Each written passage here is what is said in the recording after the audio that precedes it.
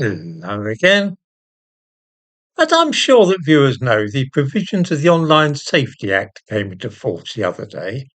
You know, the act which has as its intention protecting the little children.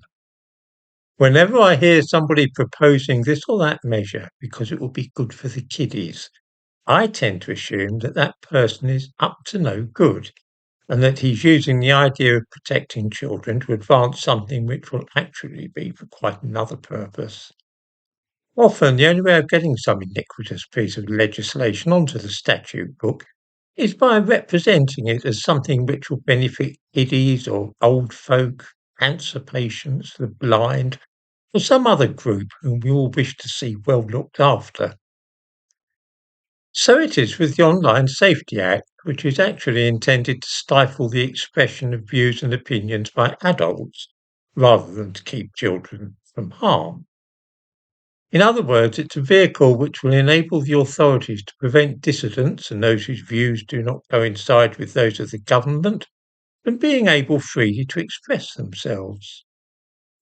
But wait, I hear people say, surely that cannot be so.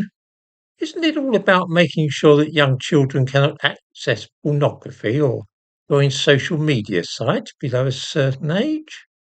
Not a bit of it. Let me explain briefly why this act will ultimately close down this channel, as well as many others which are not accessed by children and have nothing at all to do with them. Section 179 of the Online Safety Act, to which I give a link in the description to this video from the government website, reads as follows.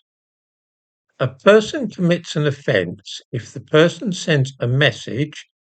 The message conveys information that the person knows to be false at the time of sending it.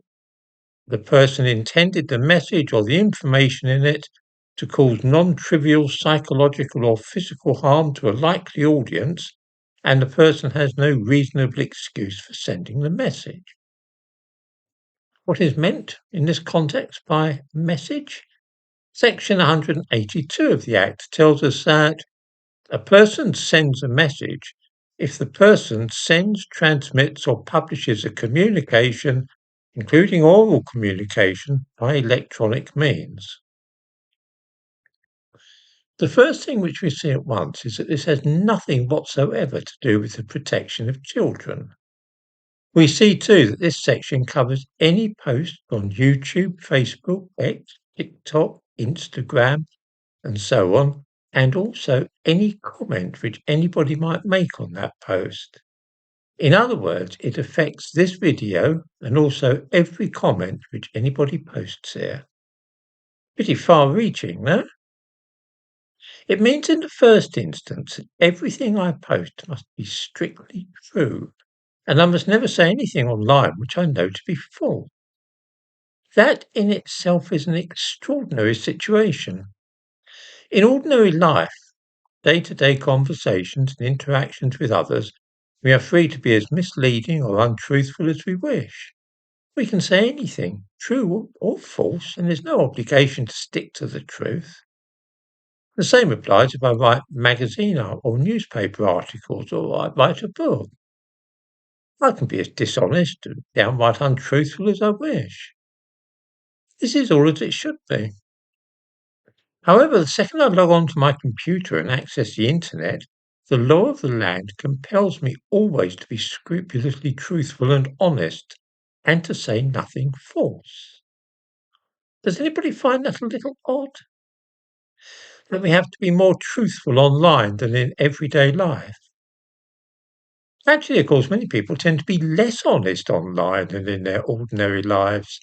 Anonymity encourages people to be fanciful and to boast or exaggerate or even tell lies about themselves. Not anymore, at least not in this country. Now, of course, however we try, all of us say and write false things, often because we're mistaken about this or that. The Online Safety Act only refers to conveying information that the person knows to be false at the time of sending it, but that's quite impossible to prove.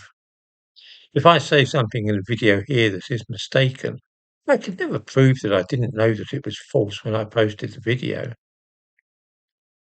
And how on earth could I ever hope to produce evidence that I did not intend to cause non-trivial psychological harm to a person watching the video? What is to stop some malicious person claiming that they have suffered serious psychological harm from watching my videos? In fact, some people are already preparing to do just that. Plans are afoot to complain to the police about me on the grounds that my stuff is false and has indeed caused people to be disturbed. We'll have to see how that goes. The only way of being completely safe would, of course, be to say nothing controversial here at all. Just keep it completely bland, maybe showing a few kittens playing or flowers in my garden. None of this has any bearing at all on keeping children from harm.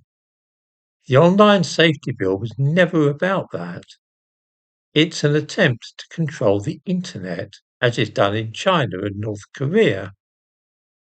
And before malicious people start gloating about the fact that I might find myself in the soup before too long, the same rules apply to comments made here. I've certainly seen people say things here which are false and which, were I less robust, might have caused me non-trivial psychological harm. I do hope that everybody realises just how dangerous this law is likely to be.